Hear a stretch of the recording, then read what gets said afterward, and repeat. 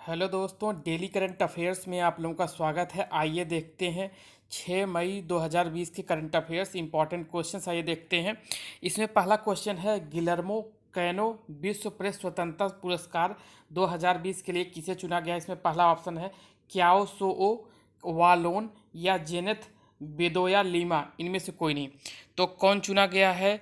Guillermo canoe विश्व press स्वतंत्रता पुरस्कार के लिए चुने गए हैं जेनेथ बेदोया लीमा को चुना गया है। अब आइए इसके बारे में जान लेते हैं। देखिए, ये यूनेस्को द्वारा स्थापित पुरस्कार की इसकी शुरुआत की गई थी। विश्व प्रेस स्वतंत्रता सूचकांक की शुरुआत कब की गई थी? 1997 में की गई थी। इसका नामकरण कैसे किया गया था? कोलंबिया के पत्रकार जो है गिलर्मो कैनो इस्जा के नाम पर किया गया था। इनकी जो है हत्या कर दी गई थी। इन्हीं के नाम पर जो है 1997 में यूनेस्को ने इस पुरस्कार का नामकरण किया था। अब ये पुरस्कार कब प्रदान किया जाता है? 3 मई को जो है विश्व प्रेस स्वतंत्रता दिवस के अवसर पर यह पुरस्कार प्रदान किया जाता है। अब ये पुरस्कार एक व्यक्ति को या किसी संस्था को दिया जा सकता है। अब ये 2020 में ये पुरस्कार कोलंबियाई पत्रकार किसको दिया गया है? कोलंबियाई पत्रकार जिनेथ बेदोया लीमा को दिया गया है। अब ये किस लिए दिया गया है? देखिए, इन्होंने क्या है, इन्होंने अपनी रचनाओं में जो है सशस्त्र संघर्ष और महिलाओं के खिलाफ यौन हिंसा को जो है प्रमुखता से दिखाया है। अब आइए अगला क्वेश्चन देखते हैं। इंपॉर्टेंट, याद रखिएगा। अगला क्वेश्चन है, मिडवाइफ के लिए अंतर्राष्ट्रीय दिवस कब मनाया जाता है? तो इसमें है 2 मई है, 3 मई है, 4 मई है, 5 मई है। मिडवाइफ के लिए अंतर्राष्ट्रीय दिवस कब मनाया जाता है? तो ये 5 मई को मनाया जाता है। आइए इसके बारे में जान लेते हैं। देखिए, क्यों मनाया जाता है? ये मिडवाइफ्स के काम को जो है मान्यता देने के लिए मनाया जाता है। और क्यों मनाया जाता है ये? देखिए, इसमें माताओं और उनके नवजात शिशुओं को प्रदान की जाने वाली आवश्यक देखभाल के लिए मिडवाइफ की स्थिति के बारे में जो है जागरूकता फैलाने के लिए मनाया जाता है। तो इतना याद रखिएगा। अब ये देखिए, इसकी थीम क्या थी? 2020 के लिए थीम क्या थी? Celebrate, demonstrate, mobilise, unite, our time is now. ये याद रखिएगा। इसका theme celebrate, demonstrate, mobilise, unite, our time is now, याद रखिएगा। आइए अगला क्वेश्चन देखते हैं। हाल ही में ड्रग टेस्ट में फेल होने पर विश्व डोपिंग रोधी एजेंसी ने संदीप कुमारी को 4 साल के लिए प्रतिबंधित कर दिया। किस खेल से संबंधित है? हॉकी से है, फुटबॉल से है, डिस्कस थ्रो से है, इनमें से कोई नहीं। किससे संबंधित है? ये संदीप कुमारी को 4 साल के लिए प्रतिबंधित कर दिया। ये डिस्कस थ्रो से संबंधित है। डिस्कस थ्रो खेल से संबंधित है। अब आइए देख लेते हैं, विश्व डोपिंग रोधी एजेंसी का मुख्यालय कहाँ पर है? मॉन्ट्रियल, कनाडा में है। आइए अगला क्वेश्चन देखते हैं। अगला क्वेश्चन है, बहुत ही इंपॉर्टेंट क्वेश्चन है। हाल ही में पुलित्जर पुरस्कार 2020 के लिए किसे सम्मानित किया गया? दार यासिन को, मुख्तार खान को, चुन्नी आनंद को, या सभी को? तो ये इन तीनों को सम्मानित किया गया है। पुलित्जर पुरस्कार 2020 के लिए सम्मानित किया। अब आइए पुलित्जर पुरस्कार के बारे में जान लेते हैं। देखिए, पुलित्जर पुरस्कार की शुरुआत कब हुई थी? 1917 में हुई थी। ये अमेरिका का एक प्रमुख पुरस्कार है। ये किस किस क्षेत्र में दिया जाता है देख लेते हैं। देखिए, पत्रों की पत्रकारिता के लिए दिया जाता है। साहित्य और संगीत की रचना में जो है उल्लेखनीय कार्य के लिए। अगर पत्रों की पत्रकारिता, साहित्य या संगीत में, इन तीनों क्षेत्रों में अगर उल्लेखनीय कार्य किए करते हैं कोई लेखक या राइटर या कुछ कोई भी करता है, कोई भी व्यक्ति, तो इसमें जो है पुलित्जर पुरस्कार दिया जाता है। आइए देख लेते हैं इसमें आगे इनको क्यों दिया गया है। ये जो है दार यासिन, मुख्तार खान, चन्नी आनंद को क्यों दिया गया है? देखिए, भारत में जम्मू कश्मीर राज्य में जो है अनुच्छेद 370 के जो है अधिकतर प्रावधान को हटा दिया गया था। उस समय वहाँ पे क्या है, लॉकडाउन लगा दिया गया था। उन लॉकडाउन के समय में जो है इन्होंने, तीनों पत्रकारों ने जो है सराहनीय कार्य किया था। तो ये क्या किया है, कई क्षेत्रों में दिया जाता है। उनमें से एक फील्ड है कि फीचर फोटोग्राफी श्रेणी में, कई श्रेणियों में दिया जाता है। फीचर फोटोग्राफी श्रेणियों में जो है दार यासिन, मुख्तार खान और चन्नी आनंद को पुलित्जर पुरस्कार 2020 के लिए जो है सम्मानित किया गया। आइए अब अगला क्वेश्चन देखते हैं। जैमिनी राय अभी जो हाल ही समाचारों में थे, जैमिनी राय किस क्षेत्र से संबंधित है? साहित्य से है, राजनीति से है, चित्रकारी से है, शास्त्रीय गायन से है? तो किससे संबंधित है? ये चित्रकारी से संबंधित है। अब आइए देख लेते हैं इनके बारे में।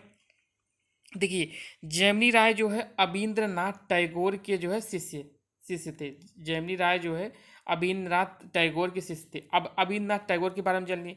ये जो है पीसी से पूछा गया था अबीन्द्रनाथ टैगोर के बारे में। ये Indian society of oriental art के चित्रकार थे और इन्होंने क्या है बंगाल स्कूल ऑफ आर्ट की जो है स्थापना की थी, उसके संस्थापक थे।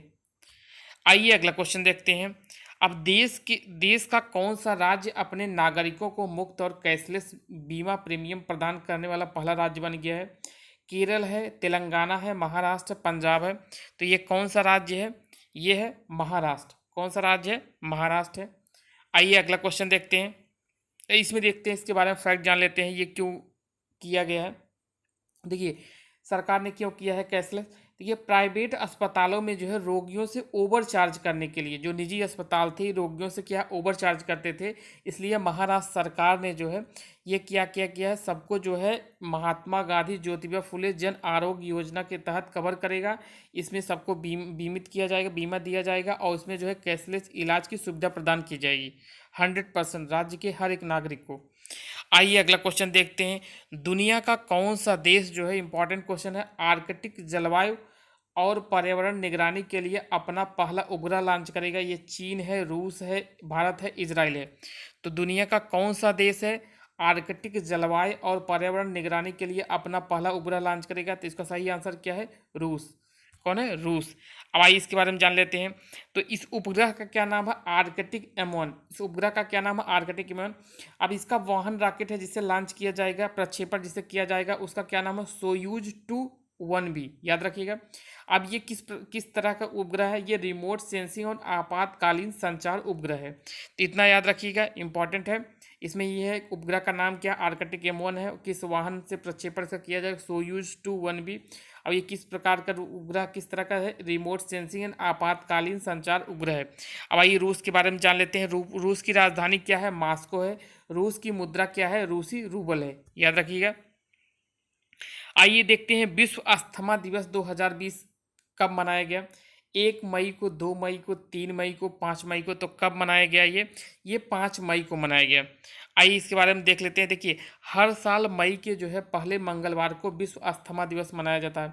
इसको क्यों मनाया जाता है? अस्थमा की बीमारी और देखभाल के बारे में जागरूकता फैलाने के लिए। अस्थमा की बीमारी और देखभाल के बारे में जो जागरूकता फैलाने के लिए मनाया जाता है। अब इसका विषय क्या था 2020 के लिए? इसका था enough asthma deaths. Enough asthma deaths याद रखिएगा। पहली बार कब मनाया गया था? 1998 में मनाया गया था। इसका आयोजन कौन करता है? गीना है ग्लोबल इनिशिएटिव फॉर अस्थमा। ये जो है इसका आयोजन करता है हर वर्ष जो है पहले मंगलवार, मई के पहले मंगलवार को मनाया जाता है विश्व अस्थमा दिवस। आइए अगला क्वेश्चन देखते हैं। किस मंत्रालय ने सरकार के ई मार्केट प्लेस पोर्टल पर सरस कलेक्शन या सरस संग्रह लॉन्च किया है? ये वाणिज्य मंत्रालय है, ग्रामीण विकास मंत्रालय है, विज्ञान प्रौद्योगिकी मंत्रालय, इनमें से कोई नहीं। तो किस मंत्रालय ने ई मार्केट प्लेस पोर्टल पर सरस कलेक्शन लॉन्च किया है? तो यह ग्रामीण विकास मंत्रालय। अब आइए इसके बारे में जान लेते हैं। देखिए ये सरकार ई मार्केट प्लेस, दीनदयाल अंत्योदय योजना जो है, राष्ट्रीय ग्रामीण आजीविका मिशन और ग्रामीण विकास, इन तीनों की जो है ये संयुक्त पहल है। इन तीनों की संयुक्त पहल है। अब आइए इसके बारे में देखिए जान लेते हैं ये क्या है।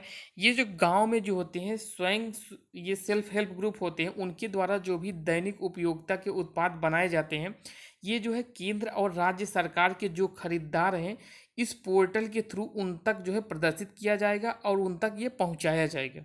इसके लिए ये सरकार ने लेके आया है।